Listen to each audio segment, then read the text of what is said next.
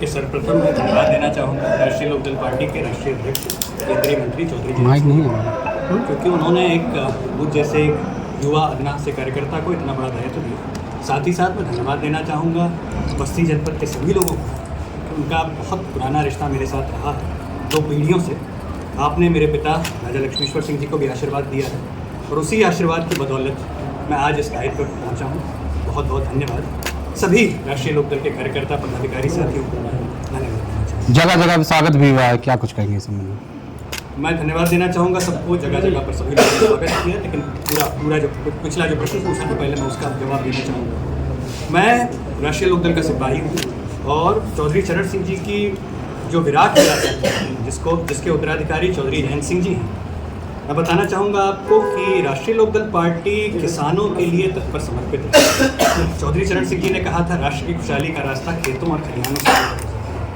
इसी आधार पर हमारी जवाबदेही बनती है उत्तर प्रदेश के और भारतवर्ष के सभी किसानों को हम लोग उनके लिए तत्पर समर्पित रहेंगे। साथ ही साथ हम लोगों के अध्यक्ष चौधरी जयंत सिंह जी स्वयं एक युवा हैं और युवाओं को लेकर और युवाओं के मुद्दों को लेकर वो हमेशा गंभीर रहते हैं।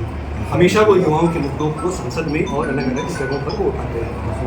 तो मेरा ये दायित्व है कि जो चौधरी चरण सिंह जी की जो विराट विरासत है उसको मैं जगह जगह पर लेकर जाऊँ, गाँव पर लेकर जाऊँ, हर बूथ मजबूत करूँ, हर कार्यकर्ता तक पहुँचूँ और हर वोटर तक पहुँचूँ। उसी के साथ मैं इस दायित्व को मैं ग्रहण करता हूँ और आने वाले समय में मेरा प्रयास रहेगा। राष्ट्रीय लोकदल पार्टी एनडीए गठबंधन का एक घटक दल है।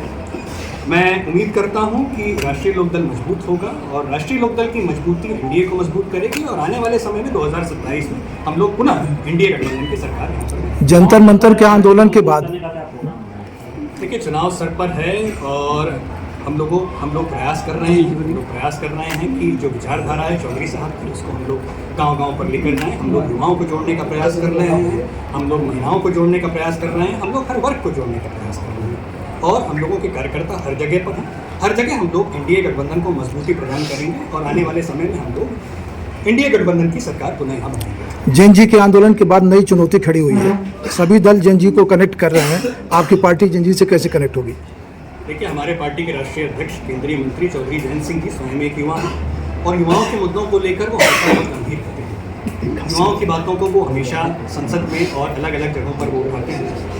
वो जब राज्यसभा गए थे तो उन्होंने एज ऑफ कैंडिडेसी को लेकर एक प्राइवेट मेंबर बिल राज्यसभा में लेकर आए थे, जिसमें उन्होंने युवाओं की एमपी और एमएलए की जो न्यूनतम आयु है उसको कम कर 25 साल से कम कर 21 साल करने की बात कही। तो मुझे लगता है कि आने वाले समय में युवाओं को लेकर वो बहुत प्रयास करेंगे और मैं जेनजी तो नहीं हूँ लेकिन एक मिलेनियल ज़रूर हूँ। तो मुझे लगता है मेरे जैसे युवा कार्यकर्ता में जब उन्होंने इतना विश्वास दिखाया तो मुझे लगता है आने वाले समय में युवाओं की जो भी समस्याएं होंगी उसको हम लोग सुनेंगे, उसका समाधान निकालेंगे। देखिए, राष्ट्रीय लोकदल पार्टी जो है वो हमेशा एक शालीनता से बात करती है और मुझे मालूम पड़ा है कि जो समाजवादी पार्टी के अध्यक्ष हैं पूर्व मुख्यमंत्री माननीय अखिलेश यादव जी, उन्होंने एक अनर्गल टिप्पणी करी है। लेकिन मैं उनको बताना चाहूँगा कि आप थोड़ा अपना इतिहास देखिए, आप कहीं ना कहीं चौधरी चरण सिंह जी की विरासत पर ही आप आगे बढ़े हैं। आप अगर भूल गए हो तो आपको आपके पिता नेताजी मुलायम सिंह यादव जी से सीख लेनी चाहिए, किस तरीके से चौधरी साहब के साथ उन्होंने संघर्ष किया। उन्हें अपने चाचा शिवपाल यादव जी से एक बार पूछना चाहिए किस तरीके से उन्होंने चौधरी चरण सिंह जी की विरासत को लेकर उन्होंने चले। तो मेरा मानना है कि चाहे राजनीति में उतार चढ़ाव लगे रहते हैं, परिस्थितियां बदलती रहती हैं, मतभेद हो सकते हैं, लेकिन कभी भी मतभेद नहीं होना चाहिए। तो मुझे लगता